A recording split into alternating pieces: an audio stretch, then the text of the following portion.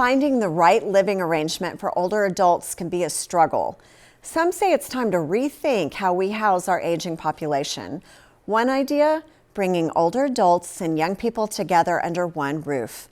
Kristen Crowley is outside Wichita, Kansas, and takes us inside an intergenerational center.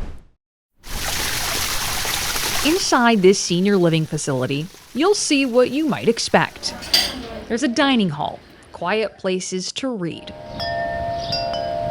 a peaceful garden, and programs like this morning exercise class. But if you stick around for a moment, you'll also see the unexpected. Good morning, good morning. And you'll hear it too. Who's going to make the train sound?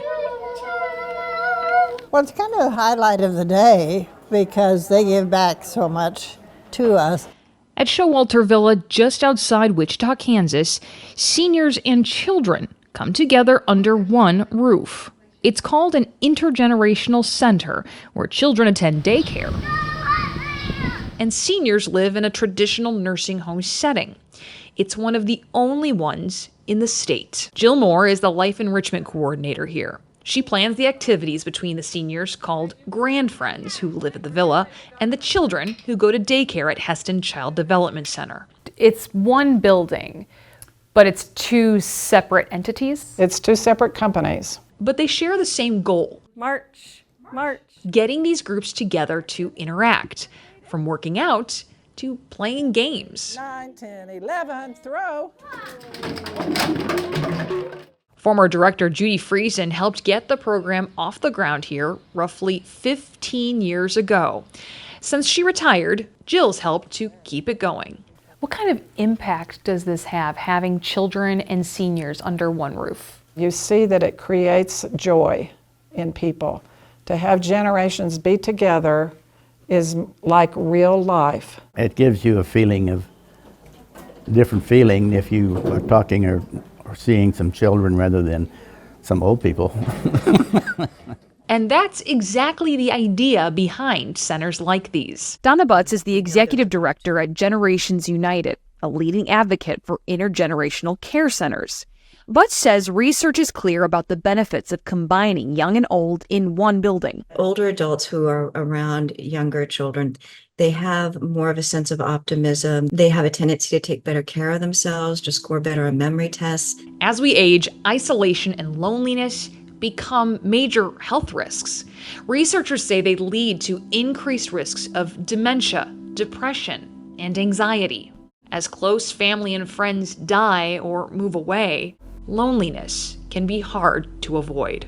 Well, I would certainly like to see my grandchildren more than I do, but I no longer have a car.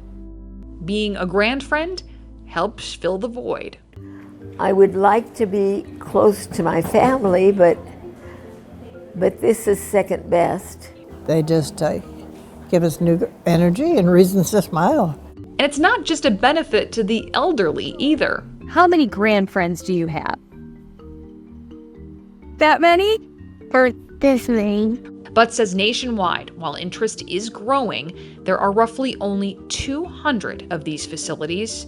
And these advocates believe in time and with more awareness, what's now unexpected will become the norm, bringing together people who are not so different, but who make a huge difference in each other. Experts say models like these could help with the growing crisis of shrinking daycare and nursing home staff and facilities. Nationwide, 72% of nursing homes say their current workforce levels are lower than they were pre-pandemic, and childcare programs are shrinking as costs to run them increase. In Kansas City, I'm Kristen Crowley. Well, I'm so excited because Blue Stem Showalter Village is part of my hometown area. We've been to their campus many times. Another thing they have on that campus are college students and coffee shops where people can come together. Oh, that's cool. Yeah, and people that may have grown up around there will move back from all across the country to be back in this area, and they know what a wonderful place it is to live. I've seen families bring their kids into a community, and you can see the fear on some of the kids, and I feel bad. Like, this is the antidote to that, not feeling afraid because they don't know, or they're afraid of a wheelchair or a walker, or even just an older person that looks different from the back. It's one of the unfortunate side effects of all the travel and the distance that we have now. It used to be, you know, families were raised in those really close communities, and we don't have that. you watched your aged family members get older and need more.